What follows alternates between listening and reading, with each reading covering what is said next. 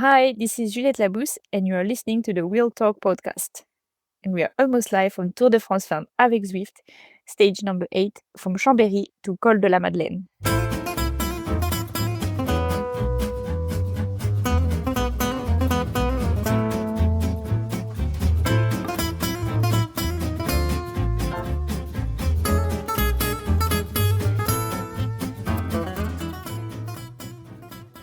Hello and welcome back to the Wheel Talk podcast.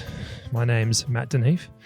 Big thank you to Juliette Labousse for introducing us in today's episode. Georgie, how we are on the Col de la Madeleine? We are, Matt. We are. Well, actually, we're on the other side of the Col de Madeleine because the plebs, i.e. the press, were shunted to the other side of the mountain down to park. We tried to park a bit closer to the finish line, but we were moved along. As I'm sure we'll get to, it's been a rather chaotic start to the day getting up here to the finish. But we'll get to that. Let's talk about what we can see around us. We're walking up a pretty steep incline towards the finish on the backside, as Georgie said. What can we see around us here?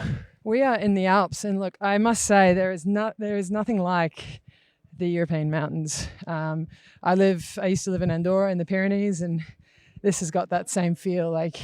The texture of this terrain is just beautiful. We're in like ski field territory, so we have obviously no snow now, but you can see the chairlifts coming up and around us. I'm trying to guess the grade of the runs that they would be in the winter, but rolling beautiful hills, cows, Shetland ponies, otherwise known as my spirit animal, and it's absolutely beautiful. We've got some banks of cloud as well that are just gently rolling over the peaks here, and it's beautifully atmospheric. Up here we've got a lot of riders passing us by, other members of the press trying to park. Oh, doing a terrible job at reverse parallel parking, by the way. I'm just intently looking at this man. Is he going to make it? Oh, ladies and gentlemen, he could have done a better job. Hey, look, he was under pressure. He had eyes on him. And look, I do want to throw you under the bus with this one, Matt, because the other day you were forced to reverse parallel park under pressure and you moved on.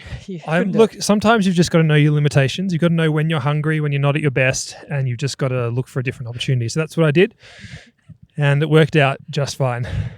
It's pretty wet up here. The roads are very slick. It has been raining.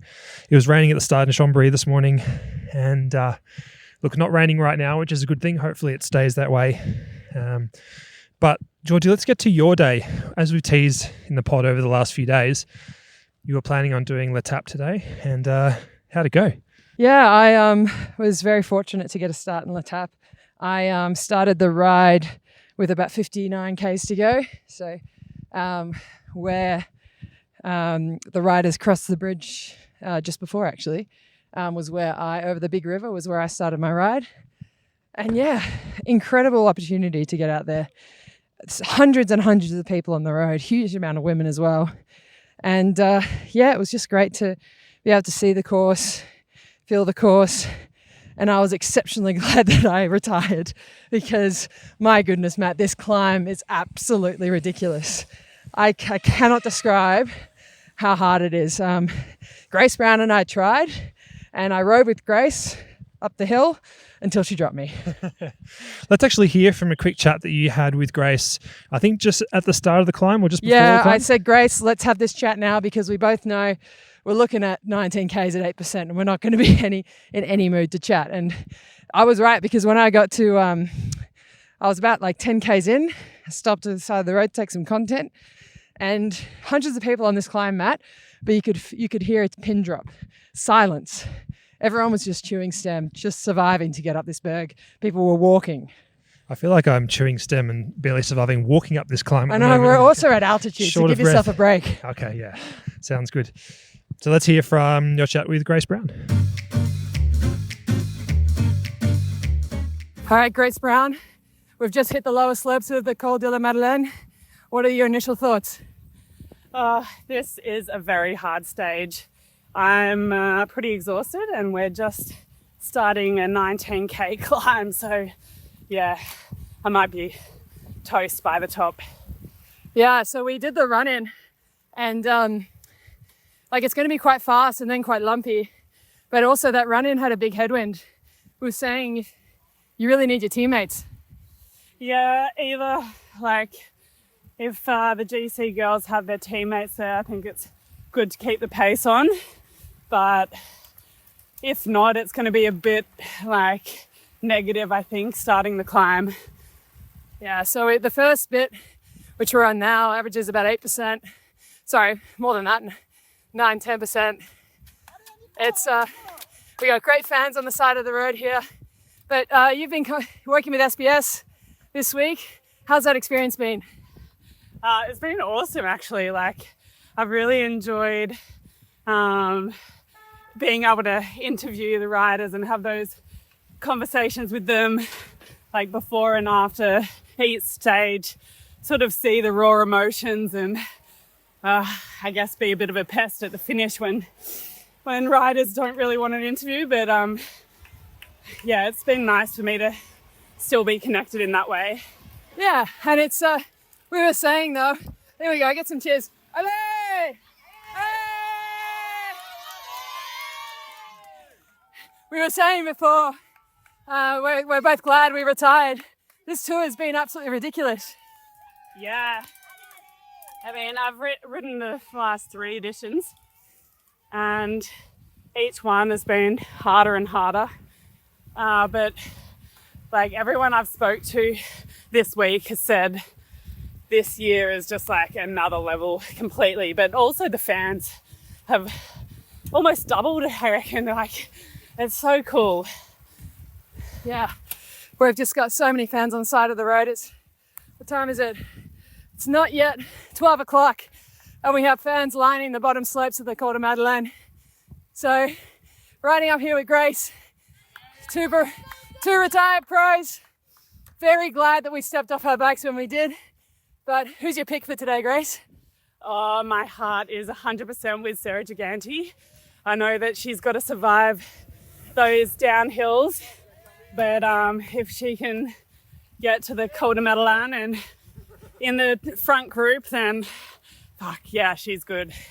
Yeah, she's a pick for today for sure. And a huge thanks to Zwift for putting on this event. We have Eric here, Kate Verner behind the scenes as well, looking fantastic every single day. So we'll leave you to it, readers, listeners, sorry. My brain isn't working as I climb this mountain, and we'll see you at the top. So as we come to you now, about 500 metres from the summit on the backside of the Col de la Madeleine, it's about 40 kilometres left in the stage, I think. Yep. What's been happening so far, Georgie? It's been look, it was a day for a break, and the break did go, so we've got about 14 riders up the road now. Old mate Polka Dots Elise Chabet is up there with her teammate Evita Muzik. But we might have a bit of a battle for the QOM, and I need to check that because Maiva Squibin is also in that breakaway. Yeah, wasn't content with winning 2 stages in a row. She's up the road again. And look, I mean, she'll be there as a satellite rider for her teammate Dominika Vlodacek. But I imagine if she has an opportunity to go for those points, then why not? Yeah, I mean, she said in a press conference yesterday that GC is their priority today, and the polka dots would just be a bonus. But hell, if you're with Shabby and you're in the front row of the breakaway heading into the QOM line, why not have a bit of a stab, Matt? The other big talking point so far from today's stage is the yellow jersey. Kim Lacourt had a little bit of a tumble, it sounds like. Yeah, so I mentioned that I started my ride at a big bridge that crossed a big river. Before that was quite a technical descent.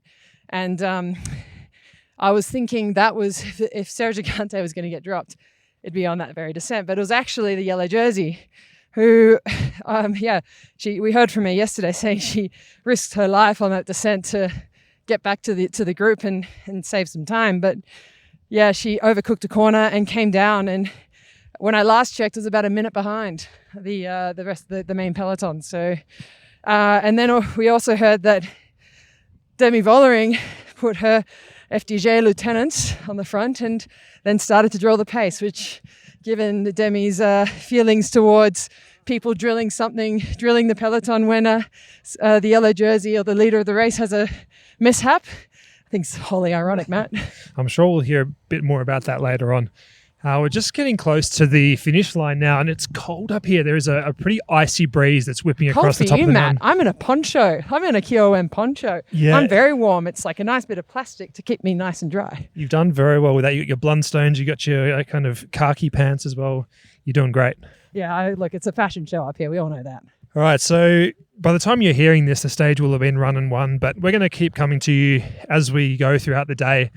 We'll check in again when we get to the summit and maybe bring you the last section of the race as we see it unfold. And then, of course, the reaction afterwards, our observations from the top of the Col de la Madeleine. And I'm sure there'll be plenty to talk about. So we'll be back very shortly.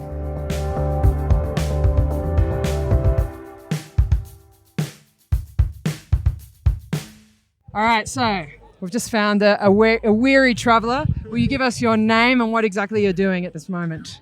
I'm Richard Perkins and I'm cold and I'm recovering from having cycled up the back end of Col de Madeleine to come to the finish. And you have done more cycling than that to get here. Well, yes. So I went to the start of stage one and then the finish of stage one and every stage thereafter. And look, I haven't cycled only. I've used trains and stuff. But yeah, the idea is I get to the finish town and watch them come over the line. And you're not just here because you're a cycling enthusiast. You also have some familial ties to this race. Yeah, that's right. My daughter's riding for Phoenix de Koenig. Yeah, and Flora, that's right. Yeah. Flora Perkins, which is, and they're having a fantastic ride. They had a great ride yesterday. In fact, we spoke about them on the podcast last night. I was listening to that this very morning. Yeah, and can you give us any insight? Do you know, were we accurate in saying that they were targeting yesterday's stage?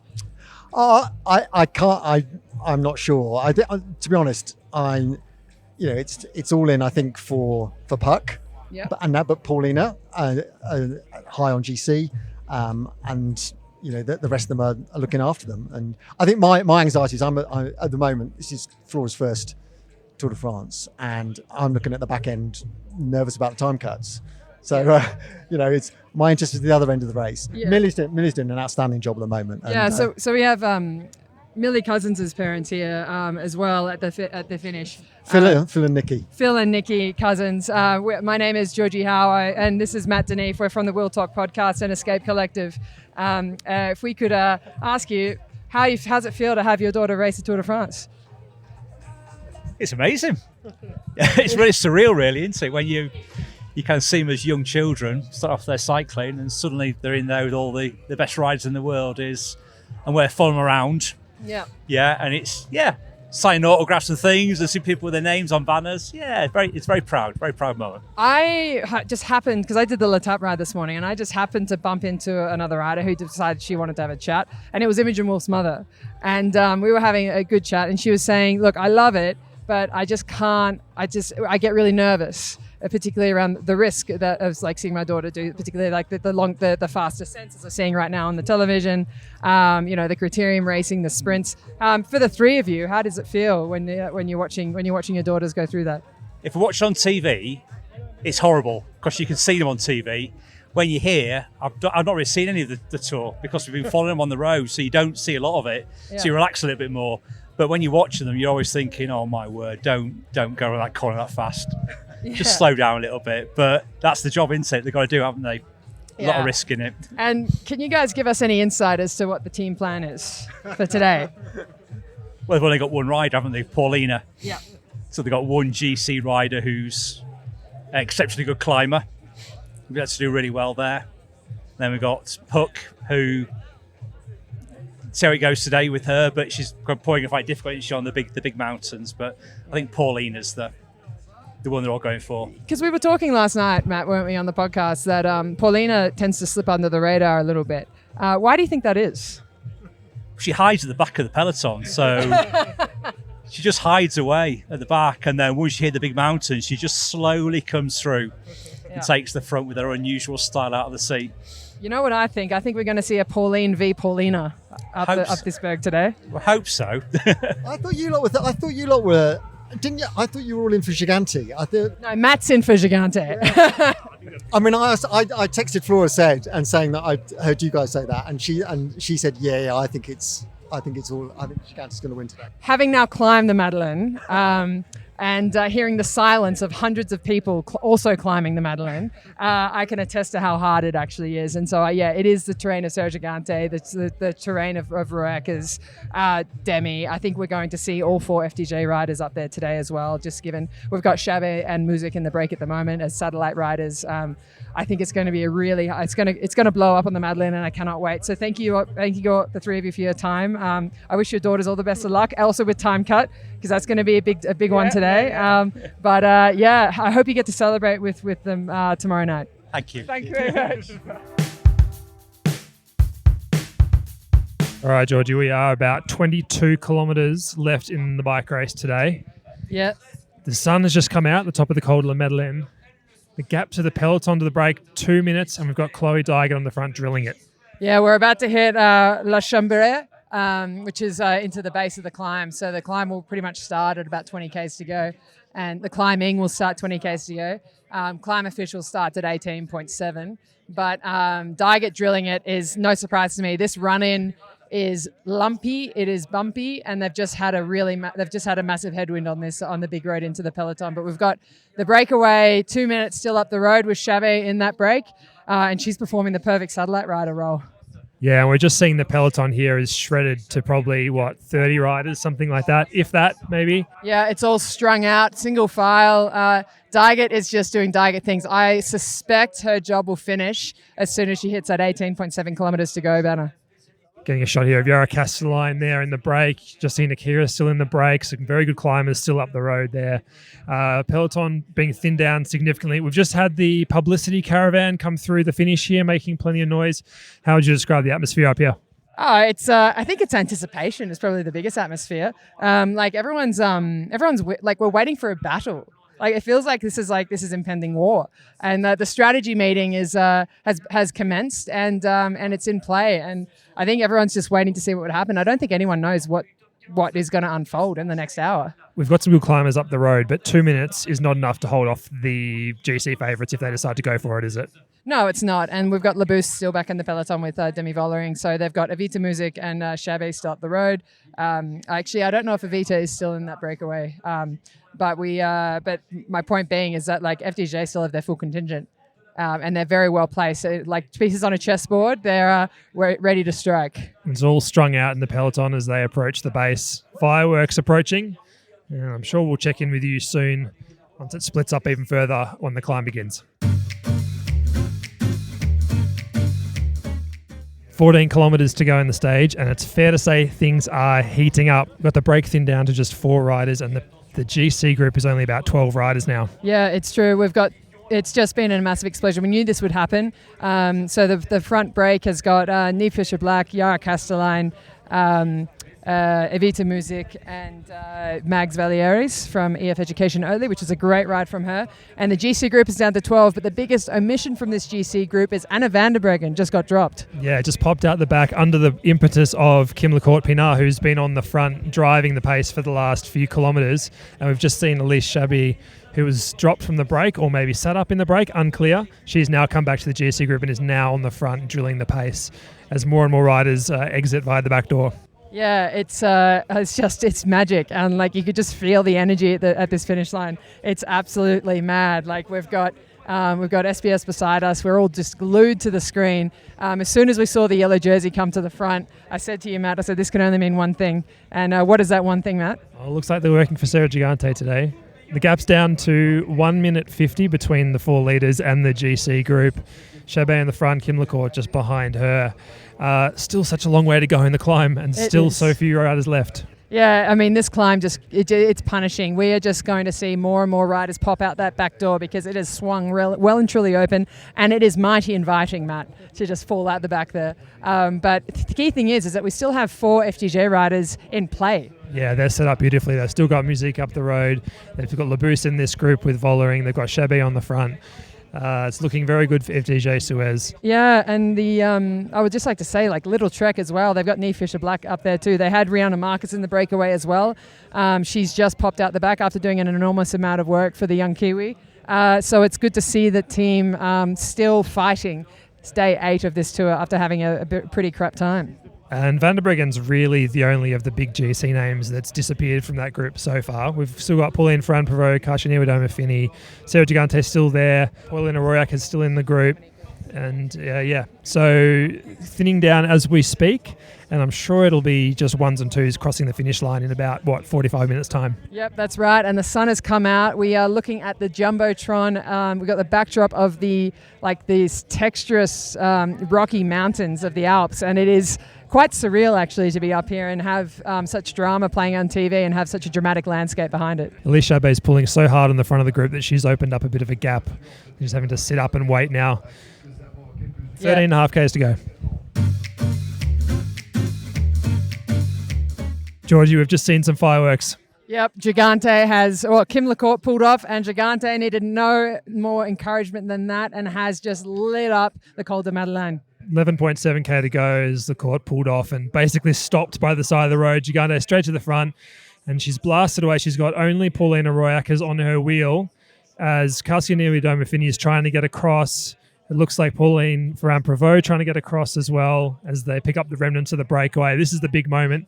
Still 2 minutes to close to the 2 leaders, Neef Fischer-Black and Yara Castelline, but very promising signs here for Gigante. Yeah, Royak has had a front row seat and she did not hesitate. She sensed the danger, and I fear Kasia and Pauline have also sensed the danger. Pauline especially, she is rapidly closing that gap. Kasia is coming up behind as well. They've sensed the danger. Vollering is slow to react, but she's coming across now. And we have Dominika Wozczak on her wheel. It is just, I think they caught Vollering napping.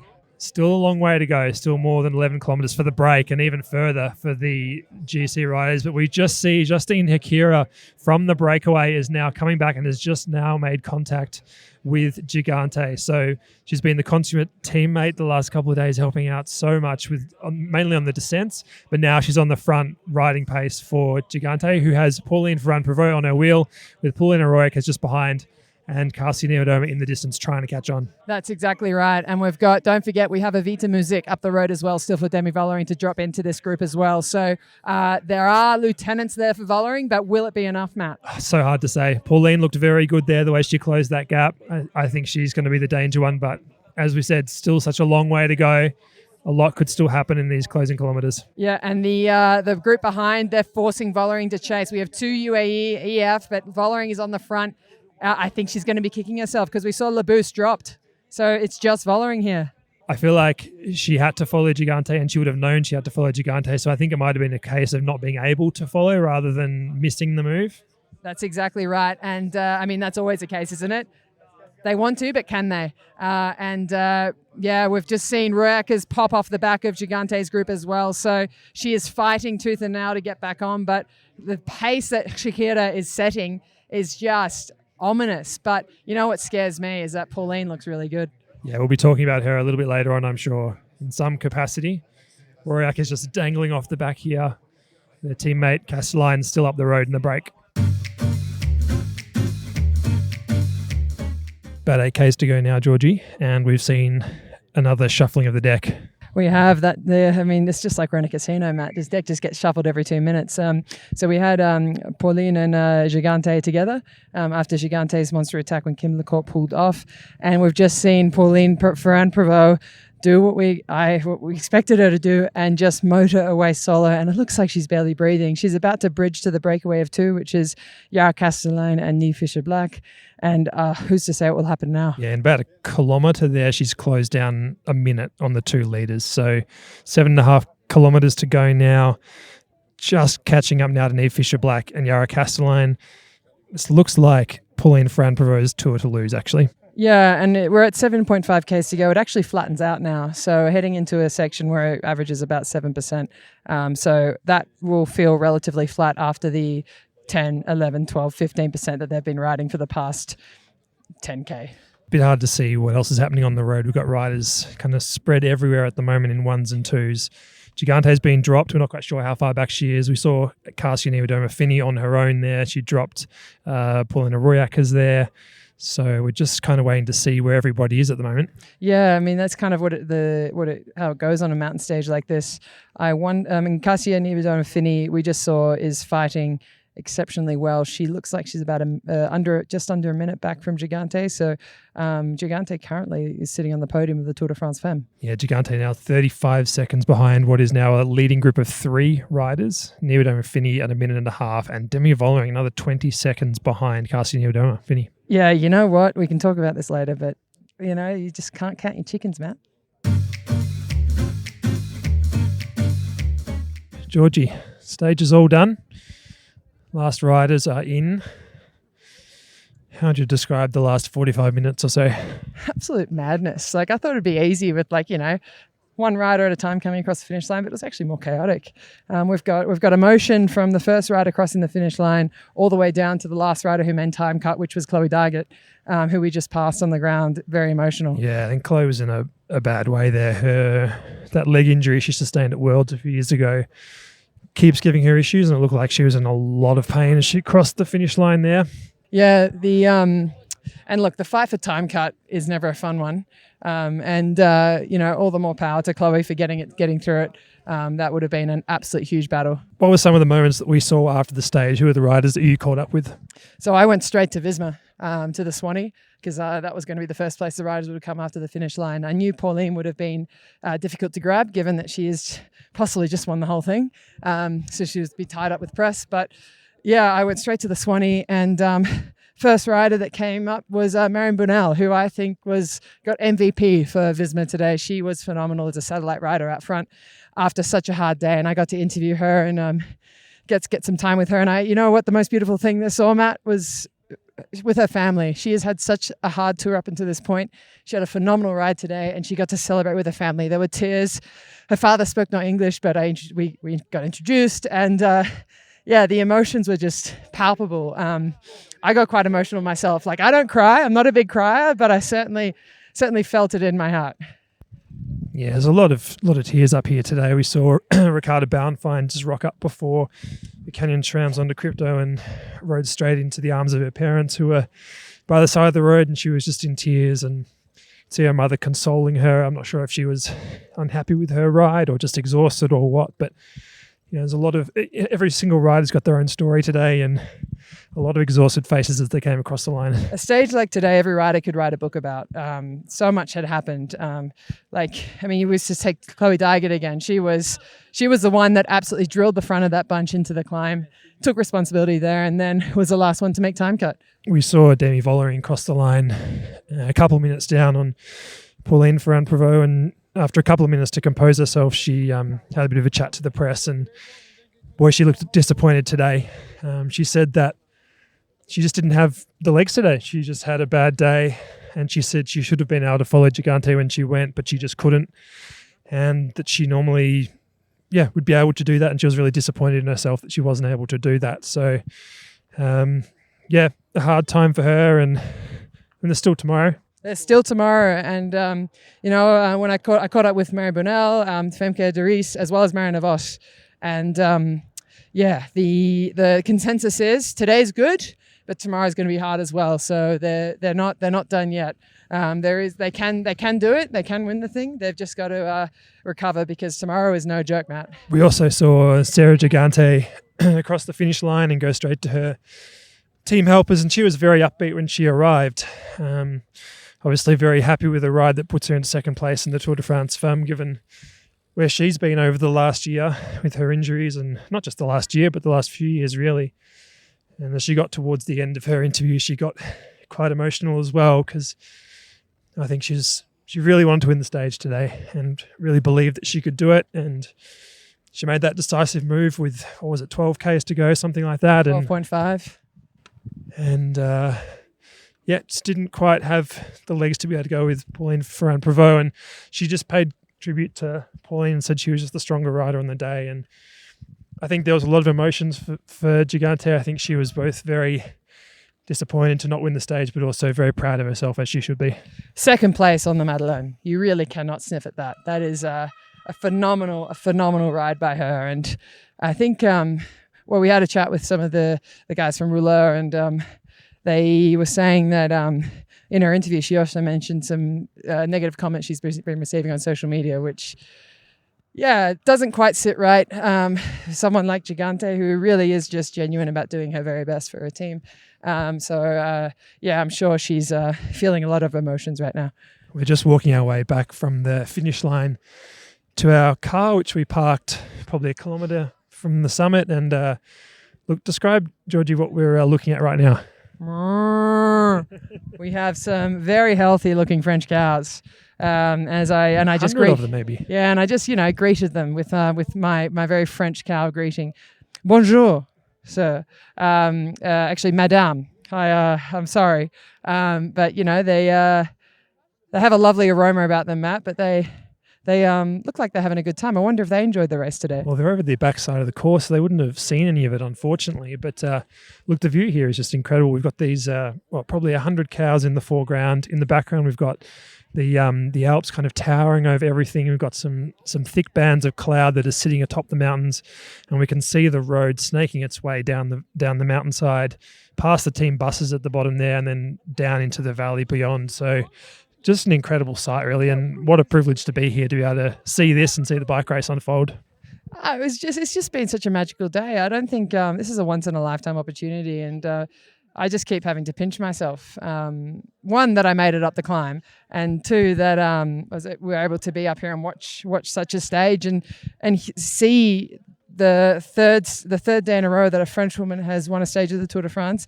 And today was not just won by any French woman, but Pauline Ferrand-Prévot. And we saw her, we didn't see, but we heard her get her yellow jersey, because we heard this resounding Pauline from the crowds. And I cannot describe to the listeners how loud it was. It was unlike anything I've ever heard for a woman in sport to receive that kind of resounding applause. Yeah, very cool to see. Very cool for French cycling, and very cool for this race. And I guess by extension, very cool for women's cycling and the growth of women's cycling as we go forward. We've got Diaget coming down the hill now, just behind us, heading to the team bus. The riders, they'll be pounding their recovery at the moment, because, as we said, tomorrow's a new day. It's they start with a descent. The GC is looking still quite tight. Bear with me as I just get that up now. So as GC stands, we have Pauline 2 minutes 30 seconds ahead of Sarah Gigante, and then back is Demi Vollering at 3:18, Cassia Niewiadoma at 3:40, Cedric Cabal at 4:11, Paulina Royak is at 4:26. So, and for the dear listeners, we spoke yesterday about Dominika Włodarczyk, and she's lifted herself from 11th to 7th, so a good day for her as well. But tomorrow, I think, the teams will be all out to regain for some redemption, particularly FDJ-Suez. Yeah, it's a great point. They had a show of force again today with so many riders involved in all of the important moves, and Vollering was well placed to go there with what ended up being the winning move, but just didn't have the legs. So they'll be very keen to bounce back tomorrow and very keen to play their cards and look, maybe move Vollering up a place if she can play her cards right. But I think bring back 4 minutes on Ferrand-Prévot from here is going to take something quite extraordinary. Yeah, but I think they'll be looking at the second or third place on GC for tomorrow. And it is not unfortunately for Sarah, we do not have another 18.7k climb at 10%. So it is a bit more up and down tomorrow. The climbs are no less severe, however, they're not as long. There's I think there are many launch pads tomorrow, and I think it's the last day as well. Teams will be racing aggressively. They don't have a stage to back up the next day, so they're going to leave it all out on the table tomorrow. All right, that's about it from the Col de la Madeleine for us. We might come back to you in just a few moments to wrap up the day and maybe look forward to tomorrow's stage in a bit more detail.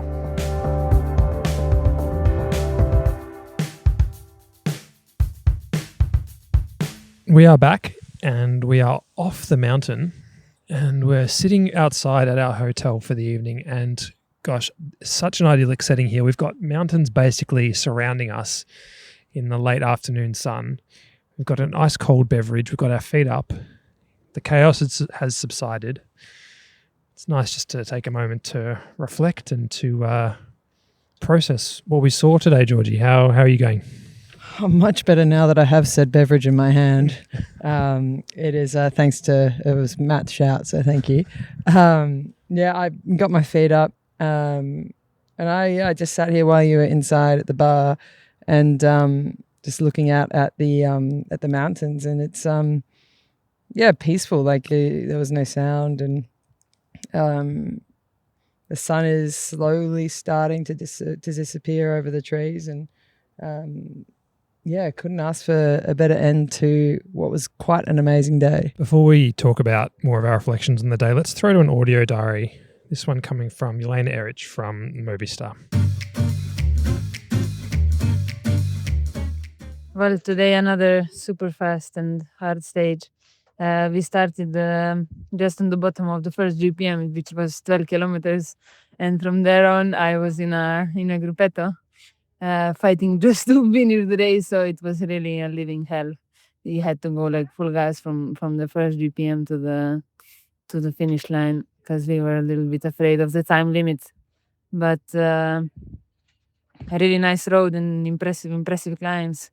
I think Mariah finished 16, so for the team, this was quite good with this field. Everybody is really, really super strong, and I think this edition of the tour is really hard.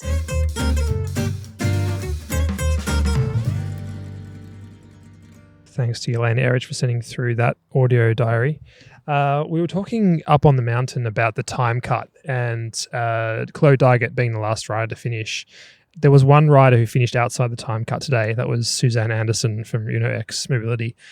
Tough race for them. They started the day today with 3 riders again, now down to 2 for the final stage. Yeah, God, it's been a rough tour for them. We were actually talking today with some parents, and they were quite they were nervous about their kids making time cut today, but I said to them, look, with the caliber of racing we have now, particularly the caliber of racing we've seen this week at the Tour de France, and the intensity of what was this stage, you really, outside of time cut, as long as you've done your job, it really shouldn't matter.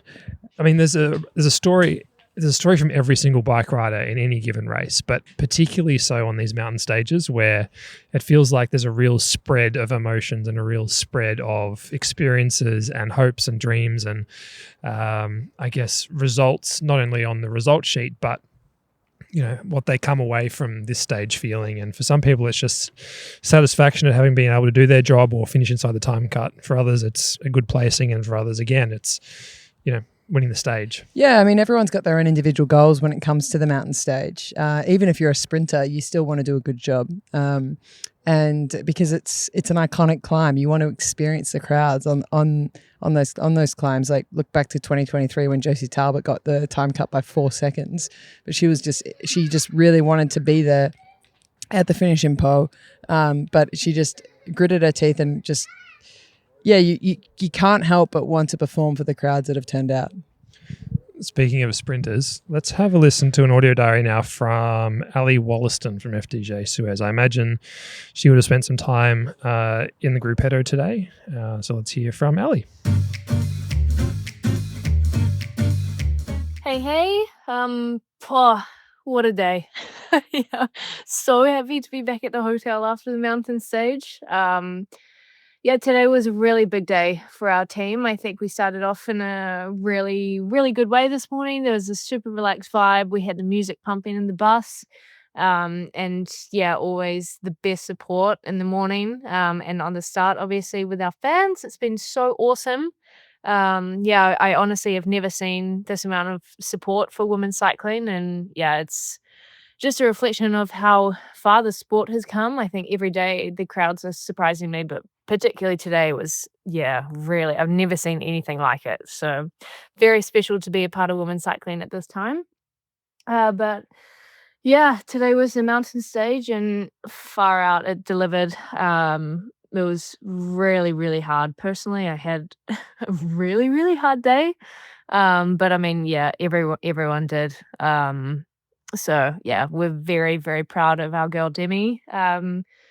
she's third in GC now, and yeah, she did really everything she could in this final, and we couldn't be more proud of her. She's a real fighter, and yeah, like I said, we honestly couldn't be more proud of the work she does and how she uplifts everyone in the team to get around her. And yeah, we're just so proud of her and looking forward to tackle one more day tomorrow. I think that's it.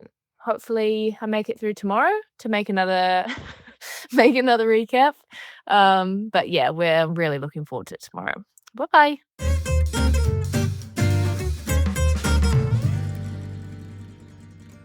Thanks to Ali Wollaston for sending in a diary from her day out on the Col de la Madeleine today.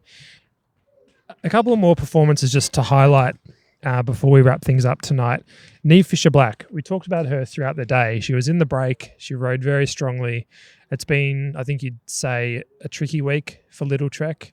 And she flew the flag proudly today and did a great job and ended up finishing third on the stage. So that's a great ride from the Kiwi climber. I was so happy to see up the road, but her and Rihanna Marcus as well. So Trek had 2 riders in the break of the day. And yeah, I think for Neef, she needed this one for her confidence. She was brought in for this stage. Trek are here to hunt stages, and this was her job today. And my gosh, didn't she hum it? Another impressive ride. Somebody we touched on earlier, but Cedrine Cabol, who we know from her stage win last year, from Best Young Rider a couple of years back, descender extraordinaire. Also just a real factor in the GC as well. She was 6th on today's stage, which actually moves her up into 5th place overall, which is a pretty fantastic result for a rider that we know, more as a stage hunter, I suppose. But yeah, has been a genuine factor in the GC this time around. Yeah, she is. I had a chat with her, their Swanee and press officer at the finish today, and they were thoroughly impressed with both Cedrine and Magdeleine Vallieres, who also had a phenomenal ride. Like, they were their two targets for today, and I think Cedrine can be really proud of her ride today as well as Mags. Yeah, she was there with the big GC favourites. Basically the entire way through the stage. It was only in the final kilometre or so that Vollering was able to drop her and put about 15 seconds into her. So a great ride. You mentioned Magdeleine Vallieres there from EF Education-Oatly as well. We've got an audio diary, a rider diary from her this evening. So let's hear from Mags. Hi, this is Magdeleine Vallieres from EF Education-Oatly. We are at the Tour de France Femmes stage 8, just done. Today was a good day for the team. We move up to 2 spots in GC with Cedrine. We're now in 5th place. The race started with a long climb around 13K.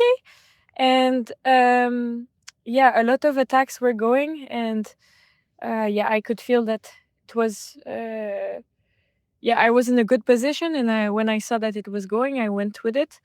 And we were a group maybe of around 15 riders up the front.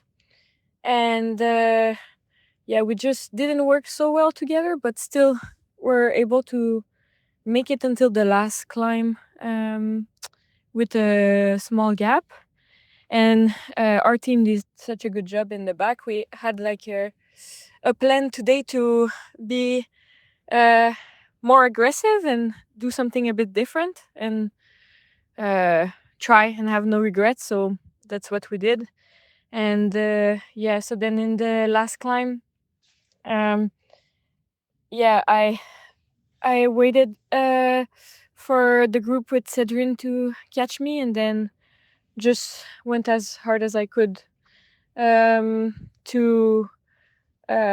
pace her back up. And then she finished it off super well, attacked in the end, and we're super happy with the day.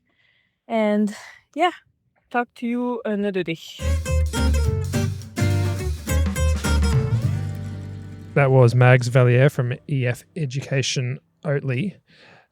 We have one final audio diary tonight.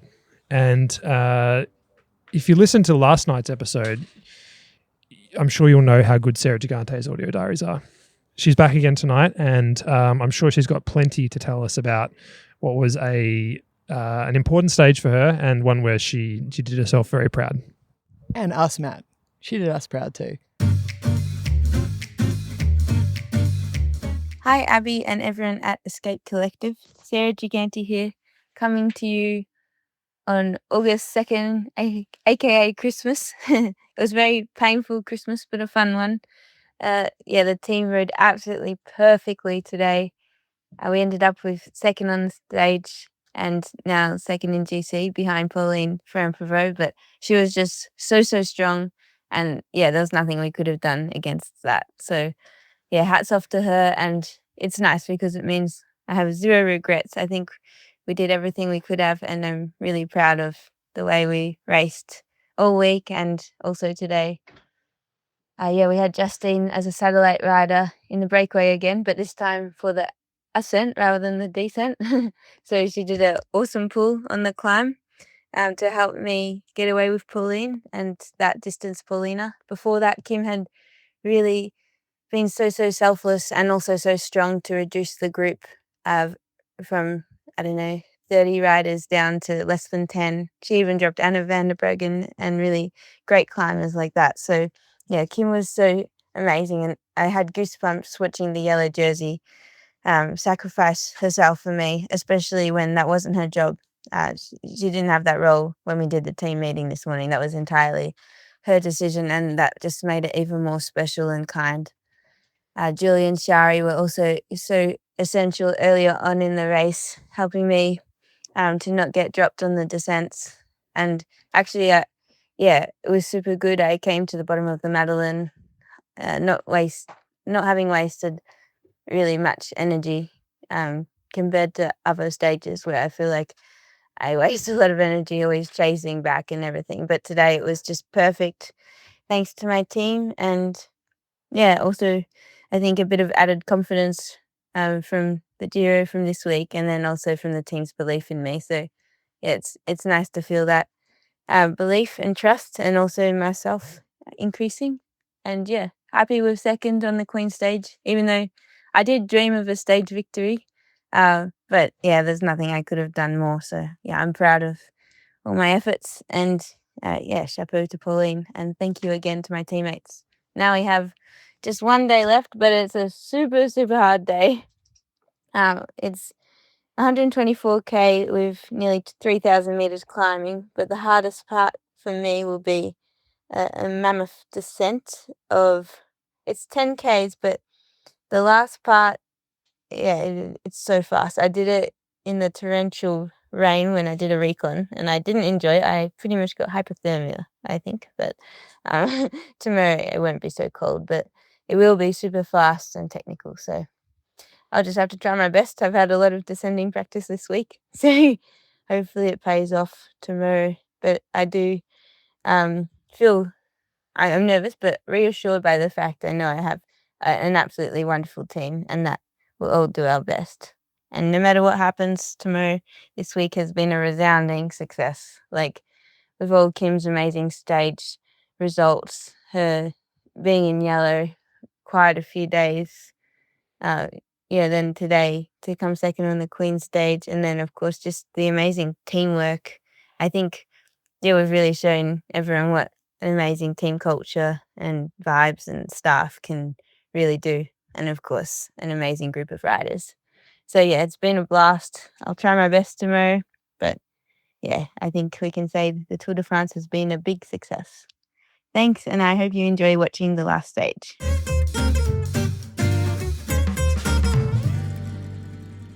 That was Sarah Gigante from AG Insurance-Soudal. I think that's just about it. Was there anything else that caught your eye today? Any further reflections on what was a pretty massive day out in the mountain? I think back to final stages that I've been a part of at Grand Tours, and it's like the summit of a mountain I've never actually got to experience as when I was riding, in terms of like the atmosphere up there. Like you feel the atmosphere on the climb itself, but you're kind of distracted by the pain in your legs a little bit, and the low oxygen when you climb up to those high heavens. Today was the first time in my cycling career, and indeed my entire life, that I got to experience the crowd atop of a mountain, iconic mountain, in an iconic race. And I guess I was taken aback by how special it was. I got quite emotional watching everything unfold around me, and I was like, this is cycling, and this is what makes it so special. And I was just super grateful to be there in that moment. It's something that I think very few people get to experience, and very, very grateful that Escape Collective has and Live Cycling and Zwift have allowed me to have this experience. Yeah, really well put. It's always a highlight of any race you go to, any Grand Tour you go to be able to come and see these summit finishes. And boy, today did not disappoint. And it looks like Pauline Ferrand-Bavreau is going to win the race overall, and that's a fitting result in many ways, but we've still got an interesting race to play out tomorrow. So why don't we talk about tomorrow's stage briefly, and then we'll get on to our off-mic segment for our very special members. Yeah. Well, tomorrow, Matt, it is a disgusting stage for the final day. We kind of thought of the Madeleine as a finale in a way, didn't we? We talked about how the GC was going to be decided there, but yeah, the race does not end here. It certainly does not. The riders, there goes my road book, listeners. And Matt has got me covered. Just like I unwrap his wraps in the car so that he can eat them while he's driving, he hands me a road book when I drop mine. What a team. We've got horse category climb, so the hardest climb that you can get, which was the Madeleine today. We have one of those tomorrow, smack bang in the middle, as well as 2 Cat 1s. And probably the most defining characteristic of this stage, we have an 11K descent to start things off out of neutral. So we're going to see some send descends tomorrow, straight out of the gun. Neutral flag is going to be dropped. And as I said to Matt on the drive down, the final stage of a Grand Tour is always a bit funny because, to put it simply, no one gives a fuck. And so Hail Marys are thrown left, right and centre from people you would never expect.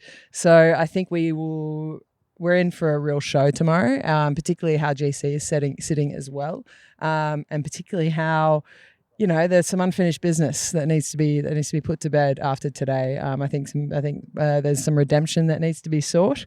So I think neutral flags dropping tomorrow, and we're going to see some action from start to finish. So the riders have that 11-kilometre descent, and then they go into the first Cat 1 of the day, which is 6Ks at 7%. That comes in at around 33, 34Ks into the race. They have a bit of a valley road, and then they hit the big one for the day, which is Col de Joplin. That is 11.6Ks at 8.5%, topping out in very nasty sections at 9.2%, 11%, 10%, and at the very start is 11% essentially from the very base of the climb. So look, I know I said we don't have a 20K climb tomorrow, but we do have an 11.6K climb, which is just as nasty as the Madeleine, and that could be very definitive. But what the interesting thing about this climb is that you get to the summit, you go off it, and you've got about 1.8 Ks of descending before you go out into another little pinch, and that is 750 meters at 5%. And then you go into a really technical descent of 8 kilometers, and at some points it bottoms out at negative 10%, and it is a very technical descent off the top of that climb. So and then it's pretty much a rolling downhill for the next 12K before they hit the next Cat 1, which comes in at 6Ks at 8.4%, which is also nothing to snuff at. And then off that one, we have another descent, which is also extremely technical before the final 30Ks. And that final 30Ks is brutal. It's 23.2 Ks. The first, I'd say 17.1 Ks. My Velo viewer has done some weird things. There we go. I've got it back. The first 17.1 Ks is averages at about 2%. It's just basically like it's a really shit way to end the tour, if I'm going to be completely honest, because your legs are cooked, and you just have a false flat uphill for the entirety of the last part of the stage. And then the final climb into Châtel is 3.9 Ks at 4.5%. It shouldn't impact the big climbers, but I think now with the fatigue in the legs after today and after such a hard tour, we could see some cracks starting to show there. Yeah, fascinating stage to play out. I think we're likely to see teams, especially FDJ-Suez, try and put some pressure on Sarah Gigante on the descents tomorrow. We've got Vollering sitting at third overall, 3 minutes 18 behind, but Gigante is only about 40 seconds ahead in second place. So I would expect to see FDJ-Suez coming out to play tomorrow and trying to put pressure on. Including Canyon Tram as well. Yeah, I think Kasia, she won't be happy with today. Yeah, she's a further 22 seconds behind Vollering in fourth place. So, yep, plenty still to play for. It's going to take a minor miracle to unseat Pauline Ferrand-Prévot from the top of the GC, but stranger things have happened, and we'll watch with interest. It's a late stage tomorrow, I believe. Georgie, you were just looking at logistics just now, but it's a late finish. Is that right? Yeah, so the stage kicks off at 3:30 tomorrow and finishes up at 7. So Matt and I, another late night for us, but it's the last one, buddy. We're almost there. Almost there. 8 stages down, 1 to go. On that note, thank you so much for joining us. We really appreciate you tuning in, and especially thank you to everyone that's reached out with lovely comments throughout the week, either in person here on the ground in France or via the interwebs. It really does mean a lot, makes our job a lot easier, and it's nice to have that little bit of reinforcement as we go along. So thank you so much to everybody that's reached out. We'll be back tomorrow for the final stage of this year's race, and for our very special members, please stick around for our off-mic segment. We're going to be talking a little bit about, I guess, the future of this race and the composition of this race.